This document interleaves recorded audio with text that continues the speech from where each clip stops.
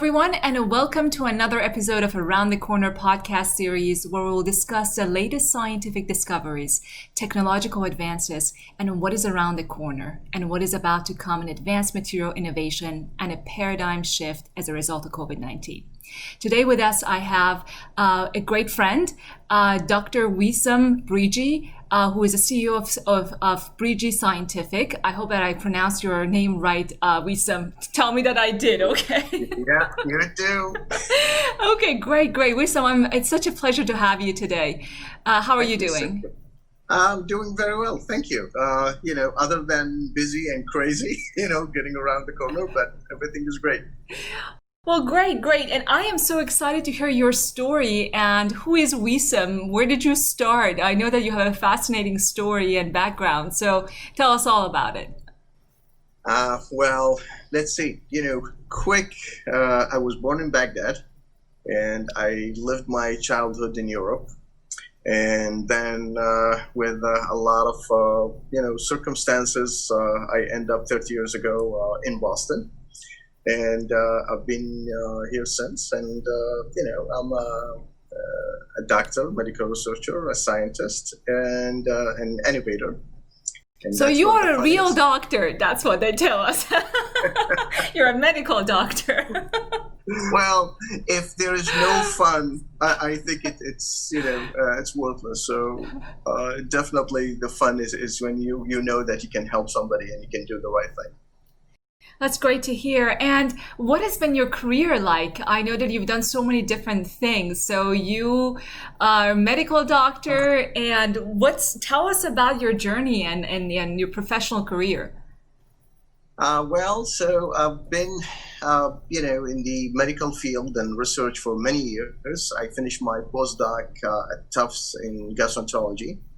And then instead of sitting behind the bench and doing a lot of bench testing and working in the university, I actually went to the practical worlds of academia and decided industry, and then I end up instead of gastroenterology, working on ophthalmic, research, and it was a lot of fun. So it's a real change into what I do. But as I said, I'm an innovator, so it was, for me, it was a lot of fun. And a few years later, I actually was faced with some personal kind of decisions into my direction. I belong to a very small minority called the Mandaeans. They are the people of John the Baptist.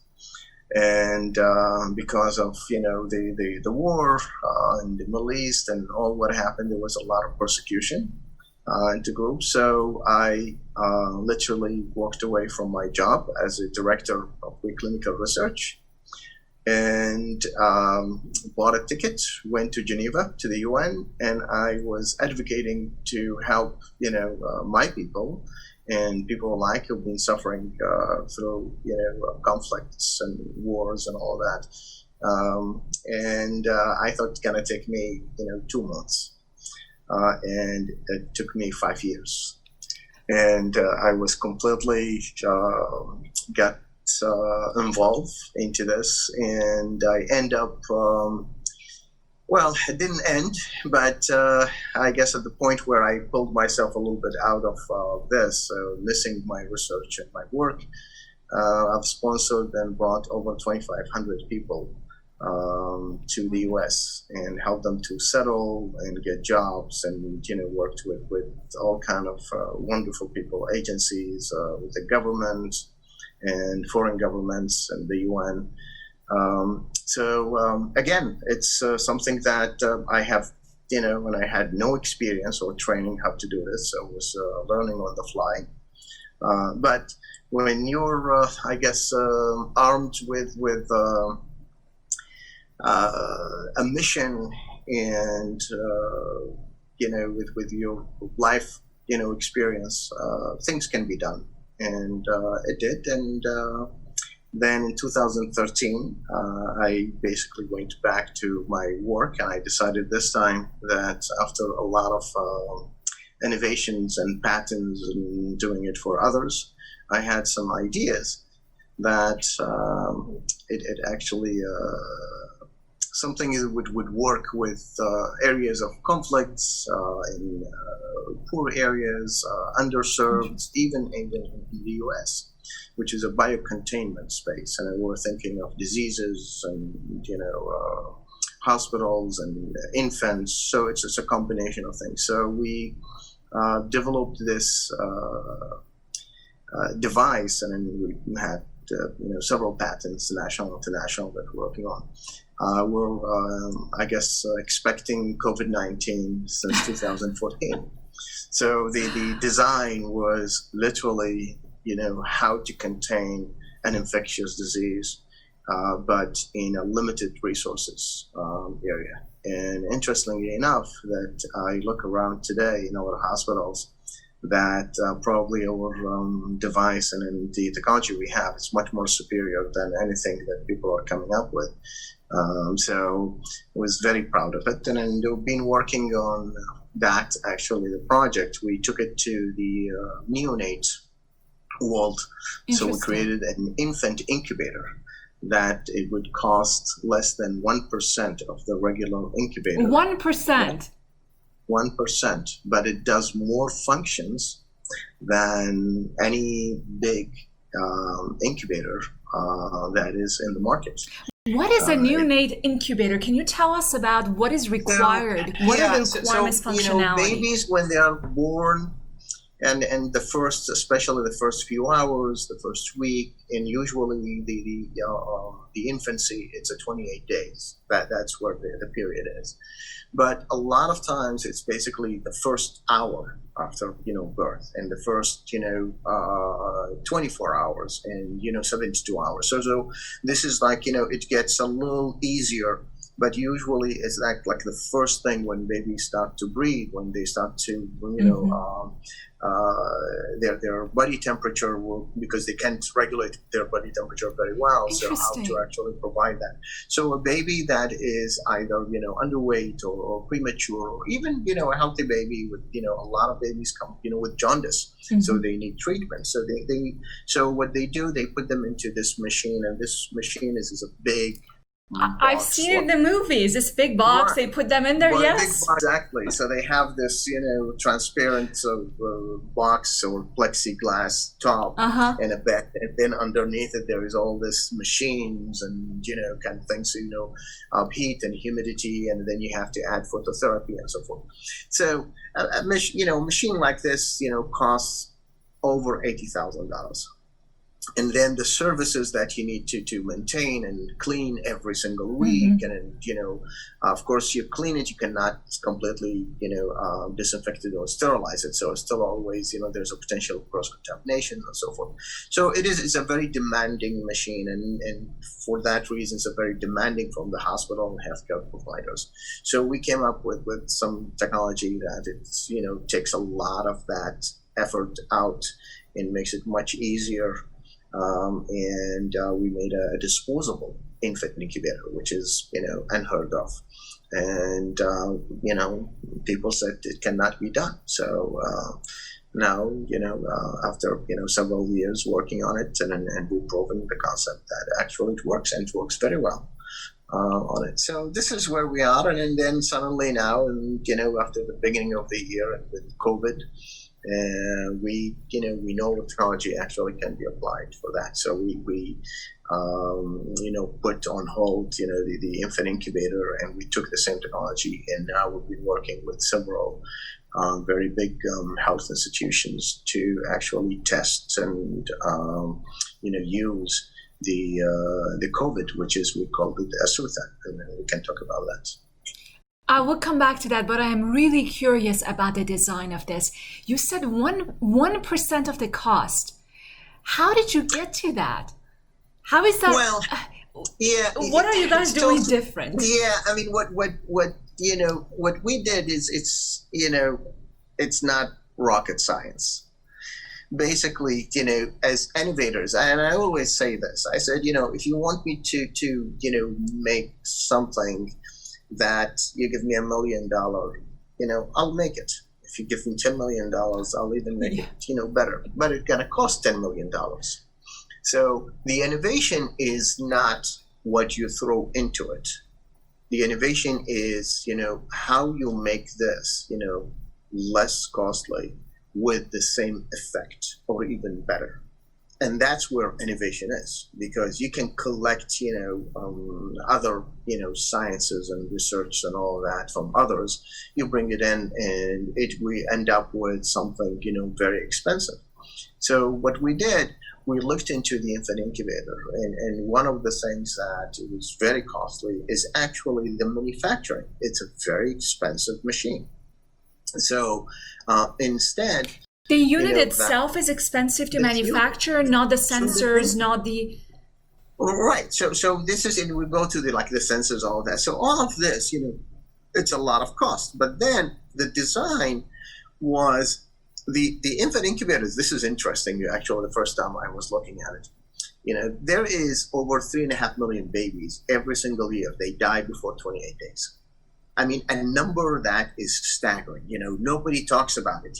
Is that 3.5 million babies, 3.5 million families would be, suffering. Mm-hmm. And you're not talking about, the 30 million plus who actually need an actual, kind of treatment or interventions, which might, end up with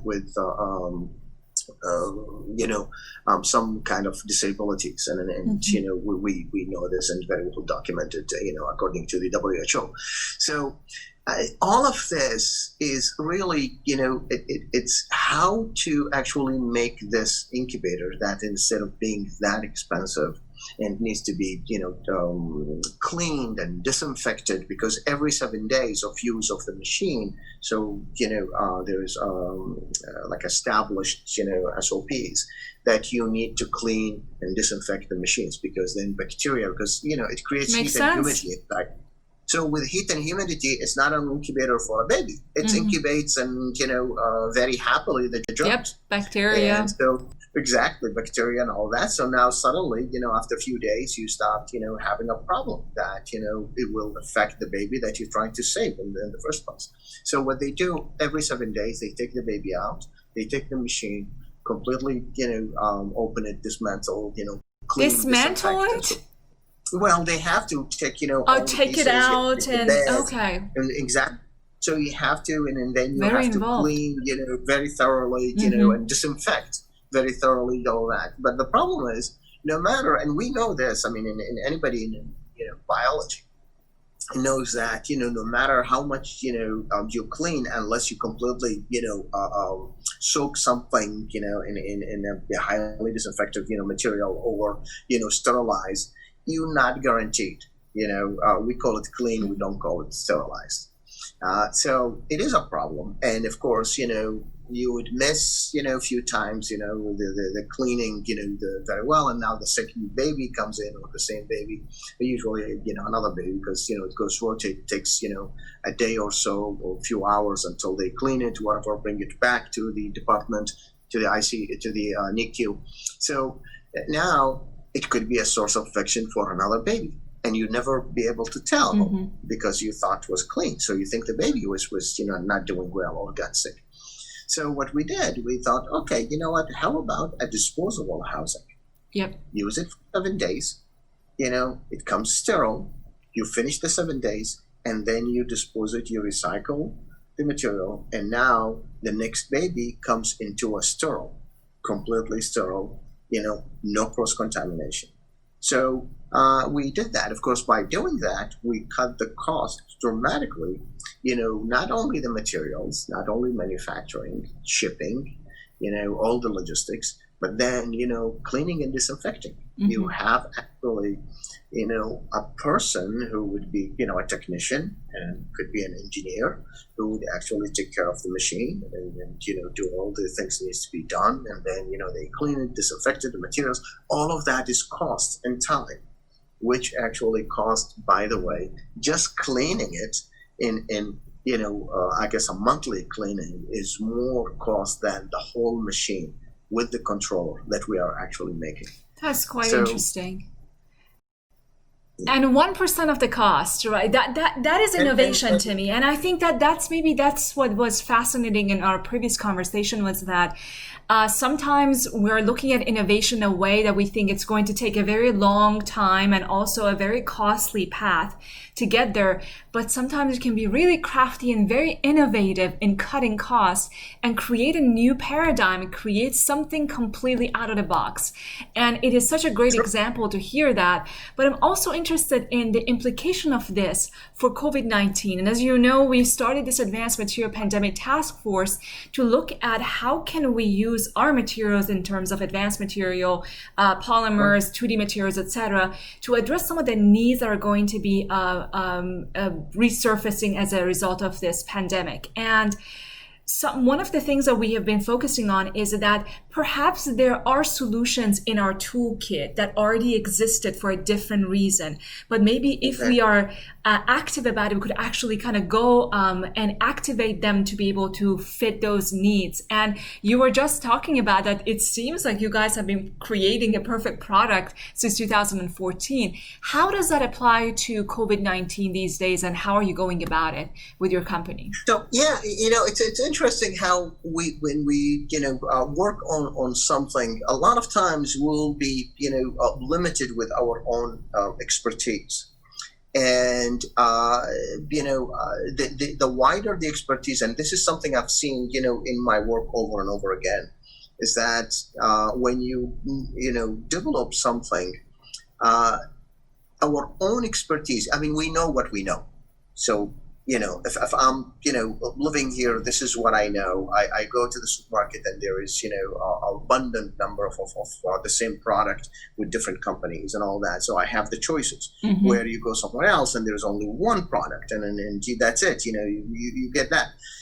And people, what they do, they eventually start to be innovative because they want to actually something a little different. So they start changing things. So that actually is a mentality. It is more than a science. You can be a scientist. You can actually have, a straight path. This is what, the article says. This is what the journal says, and this is what was published. That's it.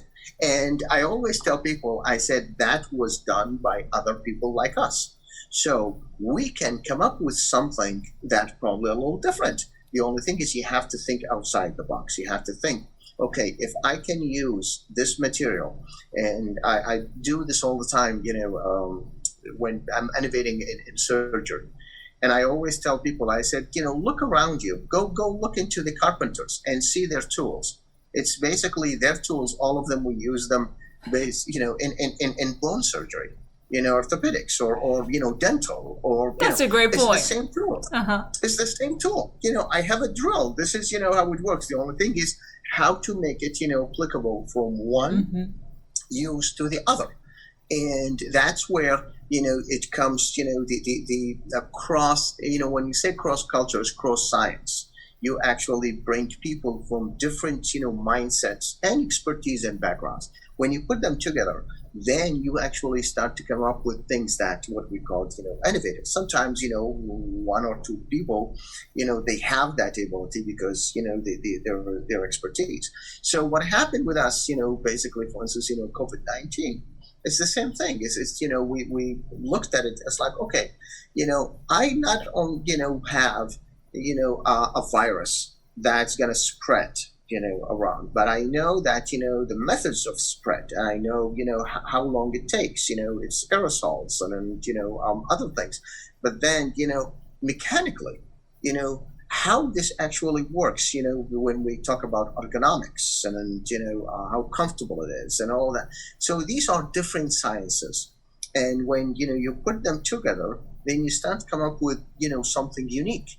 And the challenge always, and I always tell my people, is like, the first thing, and I've heard this before from many people, they said, they come up with an idea. The first one, I said, no, do it, again. And they come next and no, do it again. And the third time I stopped to listen. He said the first two times actually I didn't listen to it. Because what happened is that there is this tendency of us to go and find, what is what is being used before. And we'll bring it and say, oh, this is, an idea. We didn't spend time to really be innovative. When you push the limit, and that's why I tell always people around me, you know, don't bring me something that is already done, because that I know, it was done. That's not innovation for us. Let's go around and think how we can do it better, smaller, cheaper. So when we end up with the COVID-19, for instance, the technology itself, it was very simple and user-friendly, but at the same time, it actually contains the virus within that space, to the extent that, for instance, now any device, that is in the market, after you put it around the patient to control, let's say, the hood or the body chamber, you cannot open it to deliver instruments or things in and out unless you break the bio seal, the biosecurity seal around the patient. In our case, we thought about it. It's like, okay, if you're going to put it on a patient that is sick, have a contagious situation. Now, I want to deliver an instrument or something in, I cannot open it. If I open it, then I defeated the whole purpose in the first place. I wasted time sitting, doing this. So we came up with some ideas that eventually it became so inexpensive, but so effective to contain the virus. So it is, of course, a lot of it, trial and errors. But as I said, I think a lot of this, everything is around us. Solutions always there around us, sitting somewhere and used probably, whether by nature, or, people, adapted it already in use. So if you look carefully, a little deeper, you can find some beautiful solutions, and always, they are practical because they survived. So I think this is where it came down to. And it is, and it's the matter of collaboration and that cross-discipline partnership. You just never know what is going to come out of a number of bright people who are willing to sit down and talk. You close the door on them, you get out, they sit around a table, and some magic happens. This is what I've seen in my career. And people tell us, when we started this task force, we were bringing people, we're saying that we're going to be focusing on behavioral scientists, economists, as well as material scientists, people such as yourself who are doing something that might not necessarily be in the advanced material sector. People say, why? And we say, because we don't know what kind of synergistic opportunities will arise out of this. We don't live in a vacuum or isolation. The problem that we have with our science and a lot of our development is that we develop these things in silos where they don't talk to each other. That's where design thinking comes through. That is where we actually are a lot of times, especially in the scientific, in my field, we design things that have absolutely no customer outside. It is just interesting to develop these things, and people do, and they spend their time, but without any really correlation to reality or the real needs. So as long as we sit around one table and we facilitate these dialogues, we should not be thinking what outcome we want to get out of it. We should just say, we're doing this because we don't know what outcome will come out of it. And that's the beauty of it. It is interesting, point what are you saying, and if I probably, reword it into, I don't know if we learned or we trained, sometimes to be selfish, and that is, including science and scientists in our field, is that when we do things, it is at the end of the day is for us and what we can, publish out of it. And that's the end of the story. True. And I think that, it's unfortunate because, you waste from that person themselves a lot of good potentials that probably can be used and be good for humanity.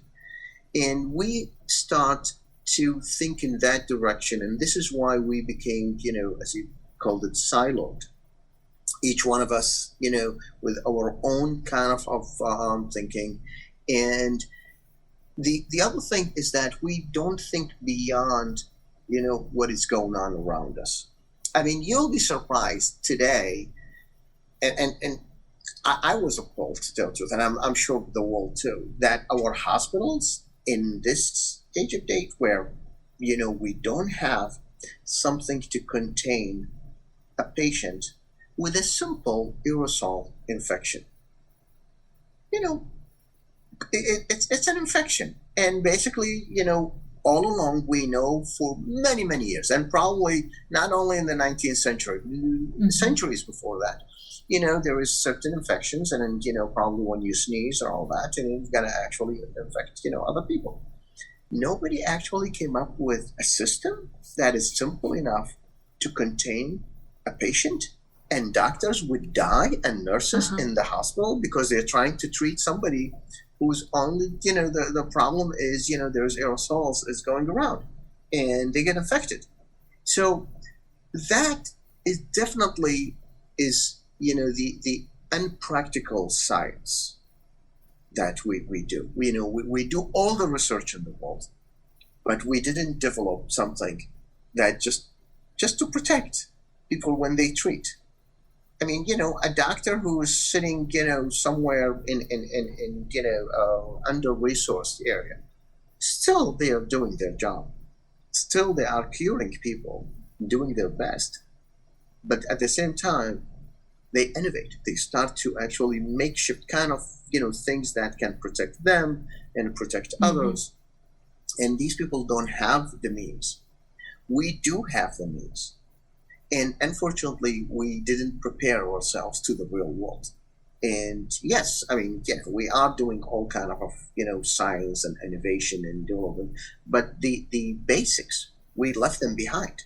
Nobody wants to treat malaria and then, do a good, a drug. Oh, there is one drug and then that's it, the end of it. Nobody wants to actually put money into it anymore because, what? It's not here, it's somewhere else. Yeah. It's not affecting us. And I think this is where, we need to rethink. It's, how about the world? We live in one place. I agree. Especially today.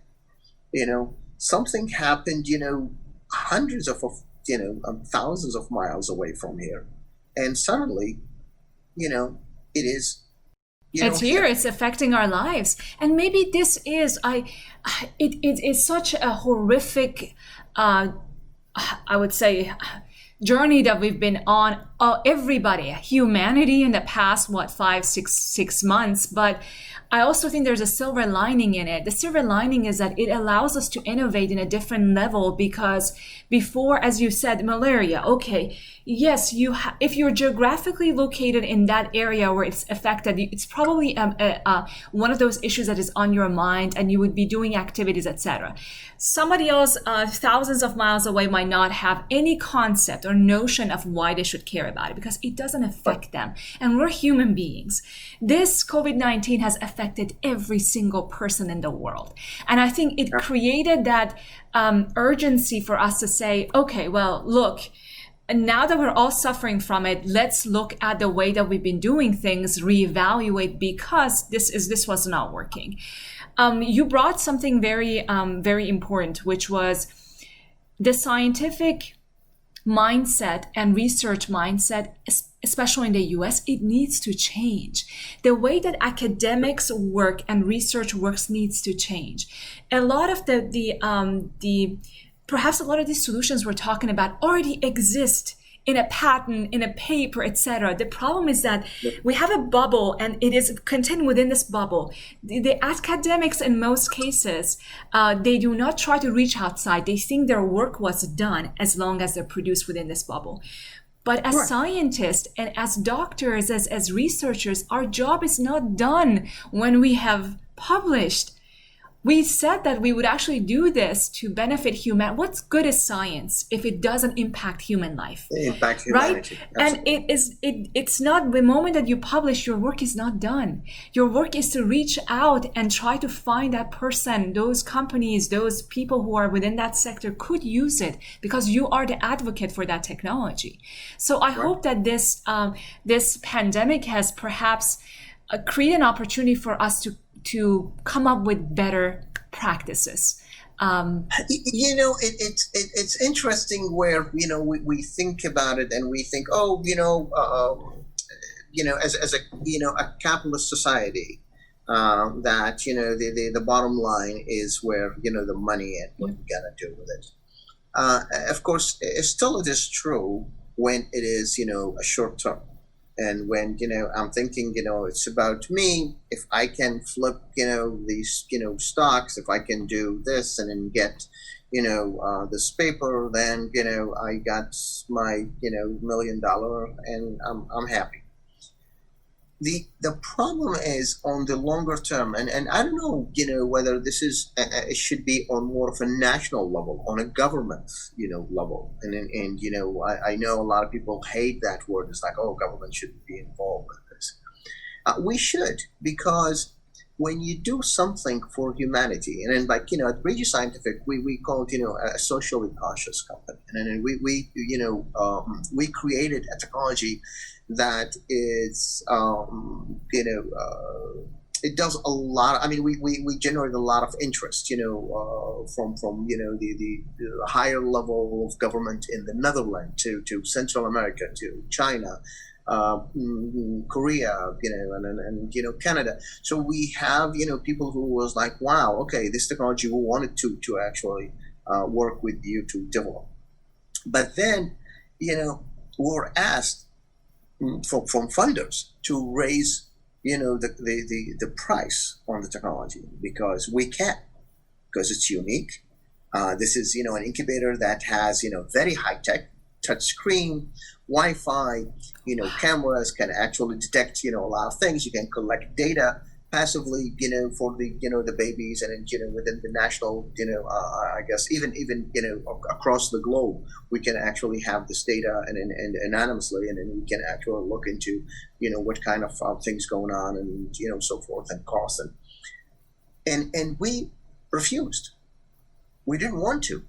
And it wasn't because only thinking economics, that I'm a humanitarian guy, and then I'm I always this is what I want to do, so I'm gonna be giving it for free or cost. No, we are making a profit. We believe that a company should sustain itself. Absolutely. So can actually bring more technologies. If we have the ability, the innovation to actually bring, and we have now in the pipeline about 5 products that they actually very we developed these, and we're working on them beside the other ones. So, but we thought about it. What if we can actually make it affordable, if we can push the limits on ourselves to make the technology inexpensive, instead of the first thing they came up with to me, and they said, oh, we can develop this software, whatever, and it's going to cost us this much. I was like, why? Can we actually do better? And then we went back and I pushed a little bit. Then they came back and we had like 10% cost of what it was offered originally. And the same thing goes, over and over again. And I've seen this, and then, we learned our lesson. And I always tell people, look, it is not about, we are, having funding. We have the funds, we can spend the money. It's not our money. It's the investors' money. And we are bringing something to them at the end of the day. But this is not the question. The actual question is what the outcome would be. It's going to be an expensive outcome. So instead, let's push it and see if we can bring something low cost. If it is a low cost, then our margin of profit still gonna be decent. Even if we sell it, inexpensive, because we managed to actually bring it, cost effectively. And now we did the thing. We are not only saving people who can afford, an infant incubator each day costs over $3,500 each day in our hospitals. Wow. For a baby to be in. And you think about it, ours, it will cost less than $5 a day. That is amazing.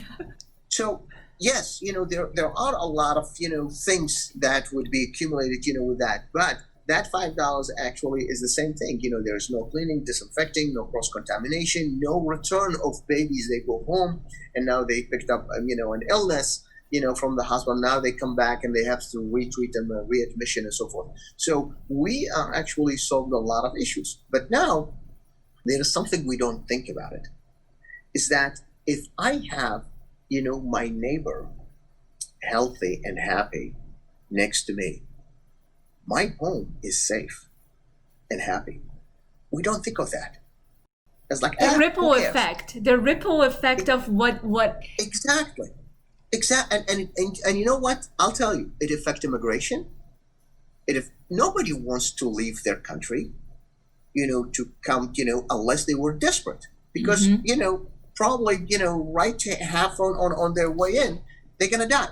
Who would actually want to do that? But there, people get into little makeshift rafts and then cross, the sea to get to a place, and well, because they want to survive. You know what? If these people, if their babies safe and manage to actually get them there, if we can provide them with some technologies, not something that we think, it's very useful for me, I'm gonna go on my phone and I'm gonna actually do this and I'm getting results. That's a different culture. They need work, they need their land, they need to do things. So helping them to do the basics, it is an investment for us, because these people, they're going to be happy in their countries. They're going to need less help, and we're going to actually create a much healthier world. It is an ecosystem, right? I always tell people It's an ecosystem. You do not know why there is, I don't know, I say we start killing mosquitoes and then, I don't know, thousands of miles away, there is like a river that is affected by it for this reason, because the worms were eating the mosquito eggs, and then the worms were doing this, there were food.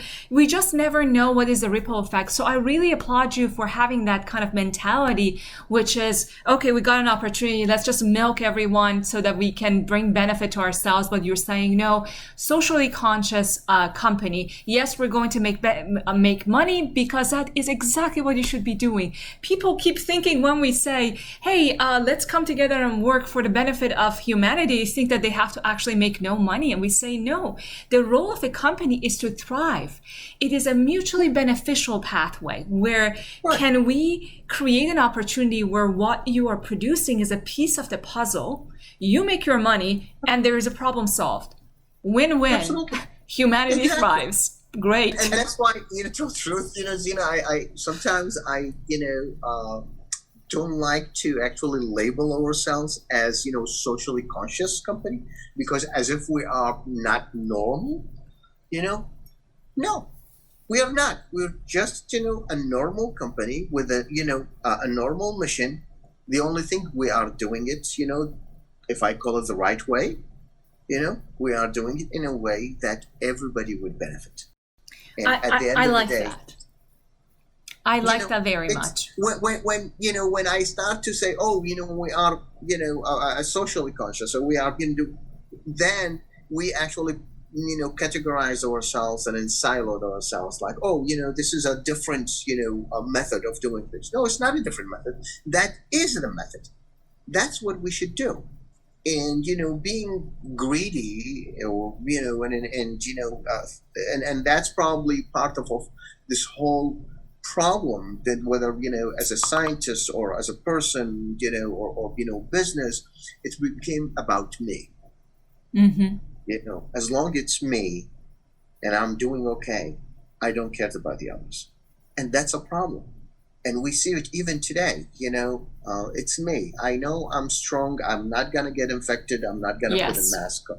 Or I have my medical staff around me, and then people who are going to actually, so I'm not worried. I'm not going to do it, But then it is not you. It is the rest of the people around you.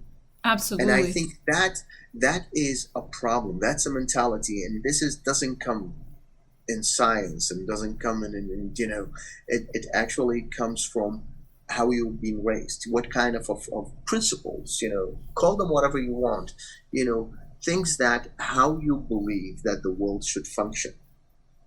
And I think this is one of the big issues.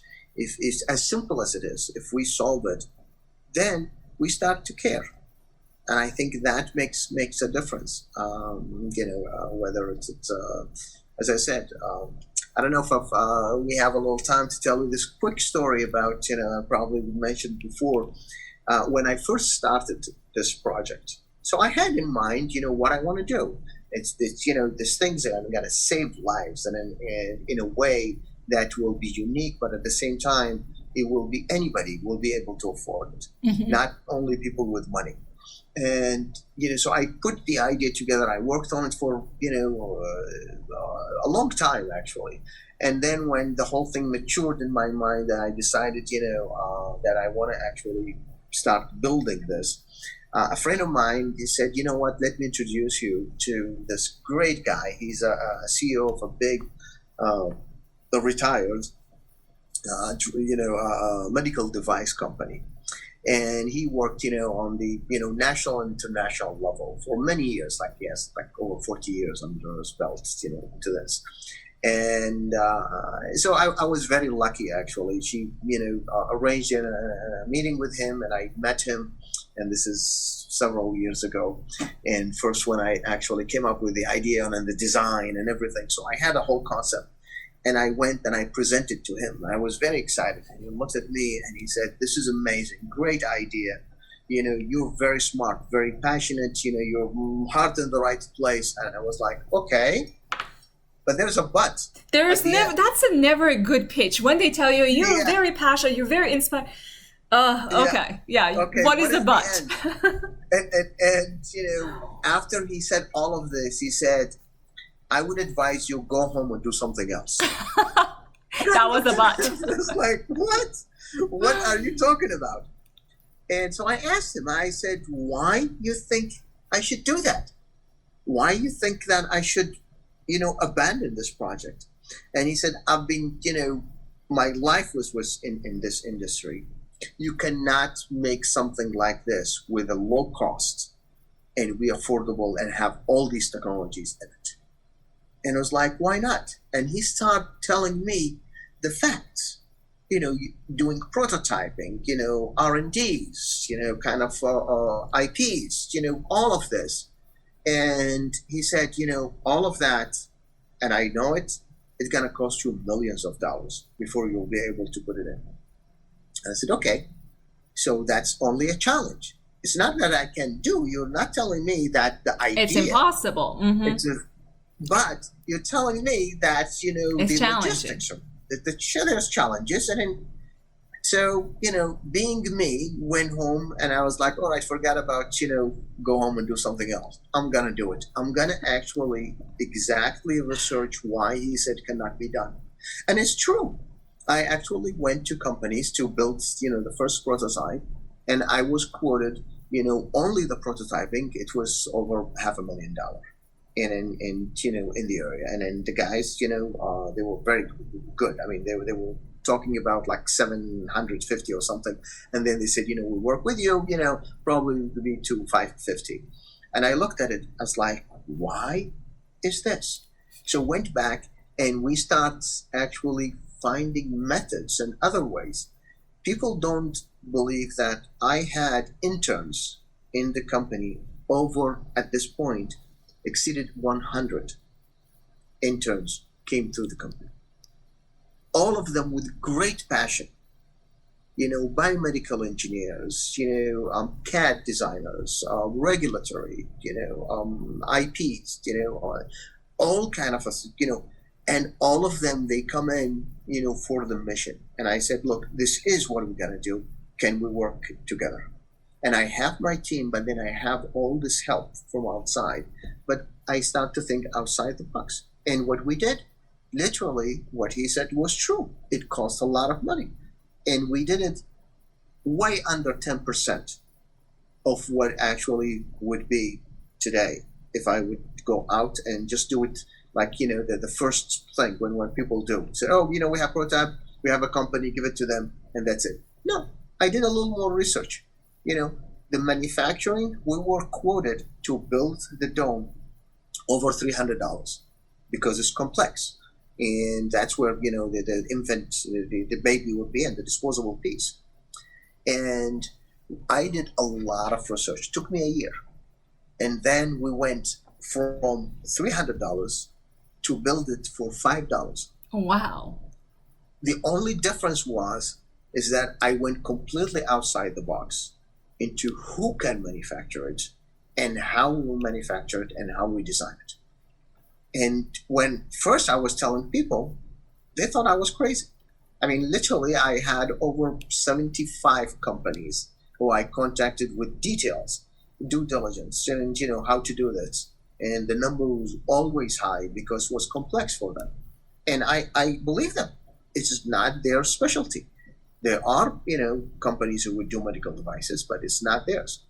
So we went outside the box thinking, and a lot of research, and eventually we end up figuring out how to solve that puzzle.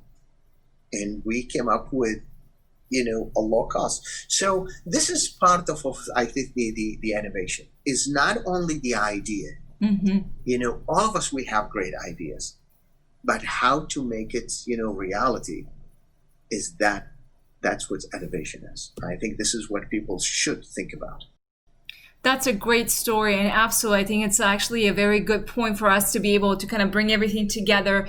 Innovation is possible. It does not cost, and challenges should not be an obstacle for us that would stop us from moving forward. And this is a great example. And I really love the example of you saying that you had 100 interns coming with this mission and working together, because it kind of relates to what we're doing with this task force, which is a group of fully volunteer run. And people were telling me, Zina, this is impossible. And I said, no, it is not impossible. Look at all these people around that are actually making this happen. So I am very excited to have you. And I do want us to kind of continue our conversation, because I do believe that there are going to be components of innovation that our materials can bring to your design, and I would like I would like you to include you in our community so that we can start that that innovation talk and dialogue, because I do believe that only good things can come out of it. We're all willing, and we would want to be able to kind of add something to this design and component as well. Thank you so much, Wisam, for your time. It was such a pleasure speaking with you, and I hope to catch up with you very soon. Thank you. It was a great pleasure. Thank you, Zina. Thank you so much. Bye-bye.